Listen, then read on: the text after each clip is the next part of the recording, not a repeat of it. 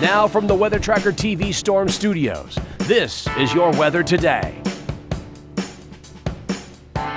Here's Chief Meteorologist William Cole. All right, well, here we go, right out of the gate on this Tuesday morning. Hopefully it's going well for you and yours. Of course, November the 1st, so we are now officially heading right into holiday season. But I tell you what, really the theme of the forecast this week, it's going to be fall, because we've got plenty of fall-like weather on the way today, Tuesday, Wednesday, even into Thursday. But I'm still tracking this North Texas doozy that does begin to arrive on Friday. The details on this have changed ever so slightly as we've gone through the overnight, but the opportunity of rain, storms, and severe weather will be on the upswing as we get into Friday. Again, what all does that entail? Details on that coming up over the next few minutes. But first of all, here is your fall-looking Tuesday forecast. In fact, you can almost call it kind of warm for this time of year. In fact, a daytime high right around 77. And again, the winds will be a little bit breezier as we go through the afternoon as well. So these were the morning lows. A few locations, it was another fairly chilly start to the morning. In fact, take a look up around the Bowie area, down to 46 degrees, even the Graham area, 49.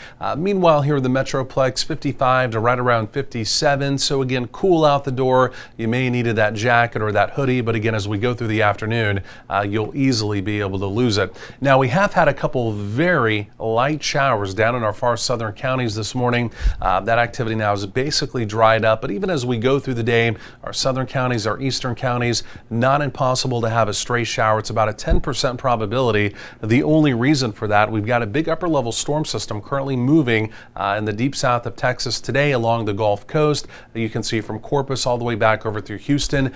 Copious amounts of rain, not severe weather, but some localized flooding, not impossible.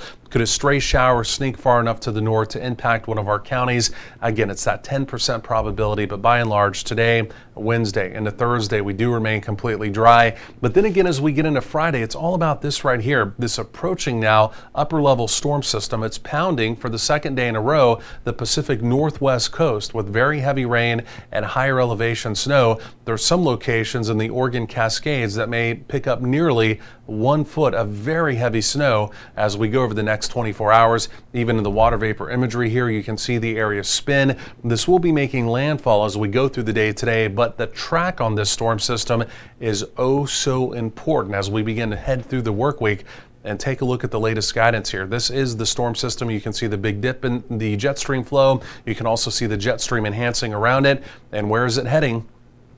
Essentially right down Interstate 20, second storm system in a row. And again, that will be moving through North Texas again on Friday, giving us that opportunity of rain, some heavy rain.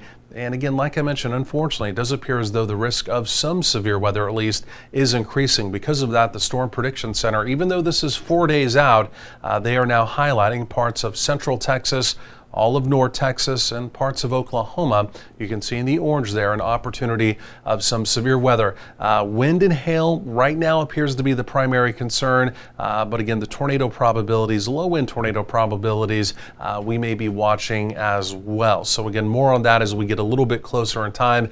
Otherwise, looking at the model again for today, for tomorrow Wednesday, for tomorrow Thursday, or for the following day Thursday, like I mentioned, simply put, nothing going on. But take a look at this as we get into Friday. A few morning showers are possible, but by Friday afternoon, up and down the 35 corridor, thunderstorms rapidly develop. That is the change from yesterday. Yesterday, it looked like the activity was going to be further out to the west and then come in as we went through Friday evening and Friday night.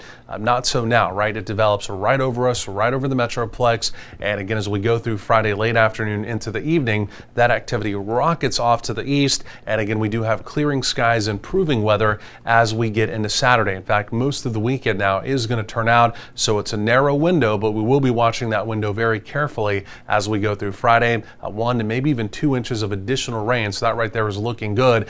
Tuesday evening plans also looking good. 70s down through the 60s. We're completely dry. And this is also looking good. Daytime highs in the 70s today. There's that very slight opportunity of a stray shower in our eastern county. 10% probability. 50s again as we go through the overnight. Again, simply put, we're dry. And again, more fine fall weather even for tomorrow Wednesday with high temperatures there generally in the mid 70s. So 77, 75, 79 as we get into Thursday. But here we go. It's that Friday window that we're watching. 80% probability rainstorms, possibly some severe weather. A touch cooler on Saturday behind that system at 69.